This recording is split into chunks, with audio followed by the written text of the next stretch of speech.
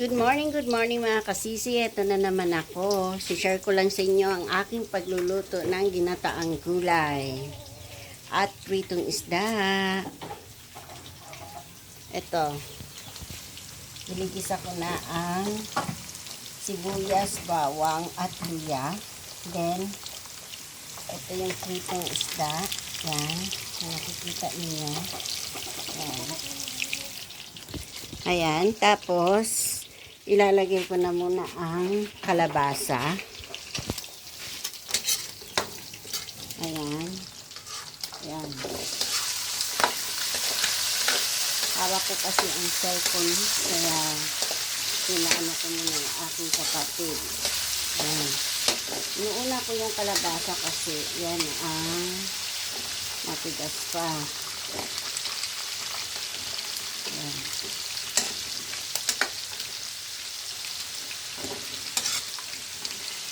Halo-halo muna natin. Ayan. Mamaya naman, ang kasunod yan ay ayan, sisunod na natin ang sitaw.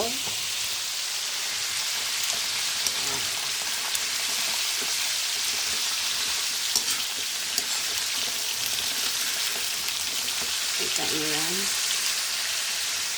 Ilagay mo na rin, tapos ilagay na rin okra.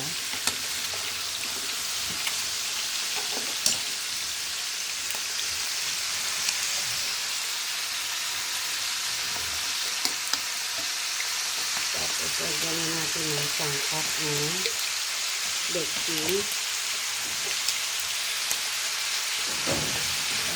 Tapos ilagay natin yung sangkap ng sangkap. Tapos, halo-haloin natin.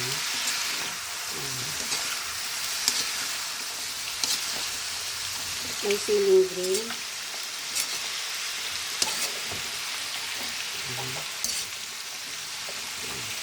Hayaan muna natin siya.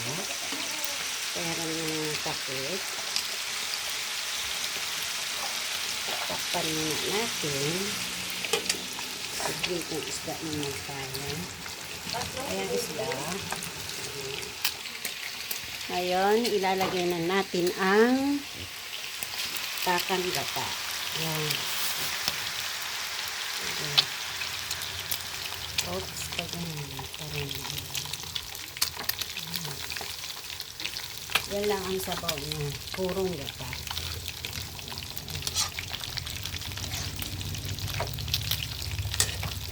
Hayaan natin siya.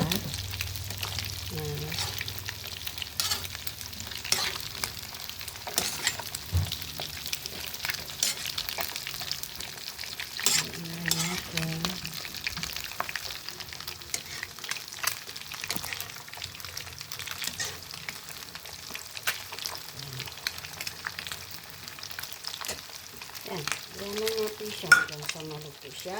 Pagkatapos nun, doon na natin ilalagay ang asin. Takpan muna natin. Yun, malapit na siya maluto. Salamat sa pagsusuporta niyo sa aking channel. Sana po patuloy niyo akong suportahan. I-like niyo po at i-subscribe niyo naman po ako. Maraming pong salamat. Ito po, gumagawa pa ulit kami ng pangalan nito. Ang pangalan nito, arusit. Lalagyan lang yan ng kamatis, ng sibuyas, at kalamansi. Diba? Ito si Mami Susan. Yan. Yan. Hindi na masyadong marunong, diba? Yan. Tapos, ang aking niluluto ay malapit na matapos. Yan siya. Kumukulo na siya. Oops. Tapos, may ilalagay pa pala ako. Ilalagay ko na ang crabs.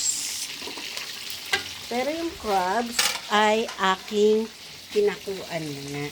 Ayan siya. Yan. Ayan.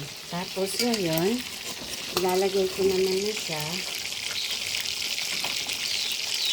Ayan. Ayan. Para lutong-luto siya.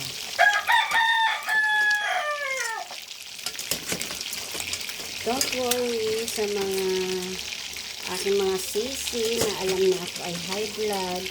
Sa aking mga sisters, hindi ako kakain ng frogs. Kasi, ay, ayan. Ayan. Ito lang kasi ay paborito ng, lahat paborito. Mas magulay paborito. Diba? Magmula kasi nagkasakit ako, more on, puros kulay, mga ganito. Then, nung okay na ako, at kaya ko na magluto, ayun, lagi na ako nagluluto ng aming pananghalian. Ayan. Yan, halo-halo natin. Ayan. Malagkit siya. Kasi purong gata. Walang tubig. Ayan. Ngayon, hinaan lang natin. Ayan. Hinaan lang natin ang apoy para hindi siya ano. Ayan. Gusto ko yung gata kasi nagmamantika. Yun. Yun ang masarap. Oops. Ayan. Ayan siya. Ayan. Walang sabaw. Ginataang walang sabaw. Ayan. Pero baka lalagyan ko konti mamaya.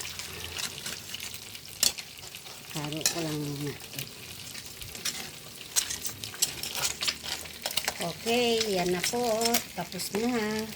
Finished products na siya. Prito ko. Maraming pong salamat. Bye!